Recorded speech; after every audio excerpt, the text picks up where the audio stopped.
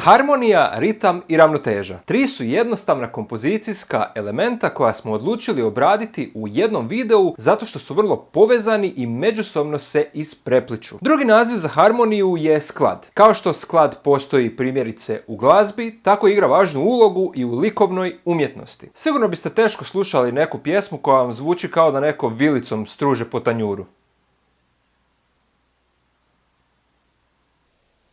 U glazbi harmoniju postižemo usklađivanjem glazbenih zvukova koji nam pašu i izazivaju određeno raspoloženje. A u likovnoj umjetnosti harmoniju postižemo načinom kako koristimo i raspoređujemo elemente na našoj kompoziciji. Kao što zvuk utječe na naše emocije, isto čini i likovno djelo, ali putem vizualnog podražaja. Zato je kada crtamo, modeliramo, projektiramo ili dizajniramo, važno dobro planirati već samu skicu, jer se s njom postavljaju osnovni temelji kako će djelo izgledati. Mnogi autori najviše vremena ulažu upravo u proces skiciranja jer se u tome odvija mozganje i traženje skladne kompozicije. Piet Mondrian, nizozemski umjetnik iz 20. stoljeća, poznat je po svojoj apstraktnoj kompoziciji. Međutim, pogledajte koliko verzija je napravio u potrazi za skladnim rasporedom. Harmoniju ili sklad možemo nazvati i nekom zlatnom sredinom, kao kada imamo dvije potpune krajnosti, recimo dobro i loše. Ne možemo imati jedno bez drugoga jer zahvaljujući jednom prepoznajemo drugo. Zato bi harmonija bila negdje u sredini, između krajnosti.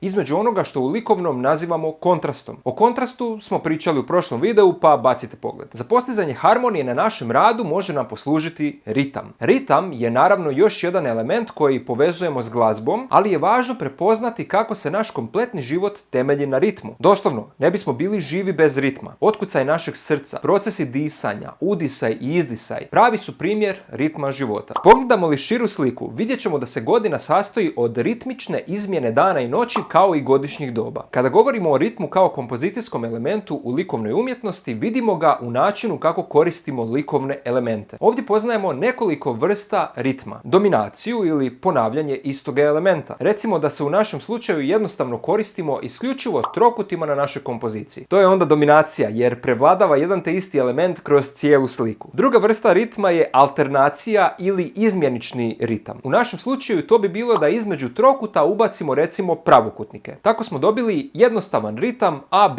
AB. Može postojati i varijacija, pa bi u tom slučaju u naš miks dodali i treći motiv, kružnicu. Sada imamo ritam ABC, B, ABC. Možemo još imati i gradijaciju kao ritam u kojemu se pojačava naglasak na određenom elementu. Pogledajmo primjer ritma na tlocrtu jedne srednjovjekovne crkvene građevine. Ovi kvadratići sa x-om predstavljaju jedan dijelić prostora. Na ovom tlocrtu oni se ponavljaju jedan za drugim. Ovo bi bio primjer dominacije, ponavljanja istoga elementa. Obratite sada pažnju na ove male križiće. Oni ovdje predstavljaju stupove koji pridržavaju krov, a između tih stupova je otvoren prostor. Ovo bi dakle bio primjer alternacije, izmjeničnog ritma jer se izmjenjuju stup i otvoreni prostor. Ajmo obratiti pažnju na još jedan detalj. Pogledajte ove križiće desno. Vidite da sada imamo manje i veće križiće, a opet je prostor među njima. Ovo bi bila i varijacija, ali i gradacija. Ritam ćemo naći i u brojnim drugim primjerima, na mezopotamskim reljefima i egipatskim hieroglifima ili pješanim slikama američkih indijanaca, u modernom slikarstvu umjetnika poput Viktora Vazarelija i Paula Klea, pa i u takozvanim stroboskopskim fotografijama koje hvataju trag pokreta. Kao što rekoh, ritam je svuda oko nas, kao i unutar nas. Sveukupni život svemira se temelji na ritmu. Imamo ovdje još jedan kompozicijski element, a to je ravnoteža. U likovnoj umjetnosti ravnotežom smatramo odnos dvije polovice nekoga dijela. Tako u našem radu možemo odrediti hoće li te dvije polovice biti uravnotežene i skladne ili će jedna strana biti vizualno teža spram druge. Poznajemo tri vrste ravnoteže: simetričnu, asimetričnu i optičku. Simetrična ravnoteža. Podijelili smo sliku na lijevu i desnu stranu linijom po sredini. Kada bi nam lijeva i desna strana bile jednake težine, to bi bila simetrična ravnoteža. A ako bi se dogodilo da su nam dvije strane identične, onda bi to bila zrcalna simetrija. Evo nekoliko primjera zrcalne simetrije. Ovo je Caravaggio Narcis, a zatim i Da Vincijeva Posljednja večera. Asimetrična ravnoteža. Ona nastaje kada su dvije strane nejednake vizualne težine. To jest kada imamo osjećaj da jedna jedna strana dijela dominira u odnosu na drugu stranu. To možemo primjerice vidjeti ovdje na Rembrandtovoj večeri u Emausu gdje težina očito prevladava na lijevoj strani slike. Optička ravnoteža. Ova ravnoteža ovisi o obliku i boji pojedinih elemenata na kompoziciji. Neki elementi nam vizualno djeluju manji spram ostalih zbog svoga izgleda. Primjerice, kada bismo na našoj slici s jedne strane prikazali pravokutnik, a s druge strane kružnicu. Oba motiva su iste veličine, ali optički nam pravokutnik djeluje veće, a kružnica manje. Da bismo u ovom slučaju ujednačili težinu lijeve i desne strane, malo ćemo povećati kružnicu i time dobiti optičku ravnotežu. Evo jednog primjera iz umjetnosti. Ovo je biljar Georgesa Bracka. Ovdje je optička ravnoteža postignuta bojama, to jest kontrastom kvantitete. Crvena boja je jača spram zelene i dovoljno je količinski puno manje crvene kako bi se postigla optička ravnoteža na slici. Kao što sam rekao ranije, za više o ovome pogledajte naš video o kontrastima.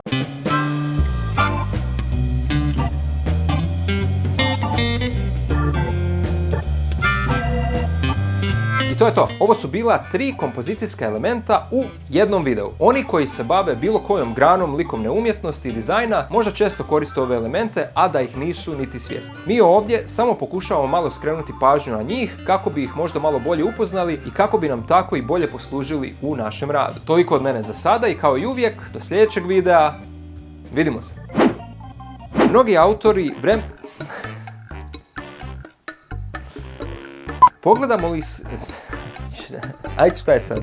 Pogledamo li širu sliku, vidjet ćemo da se godina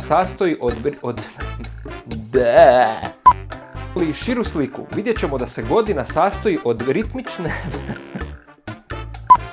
kombinacija, jer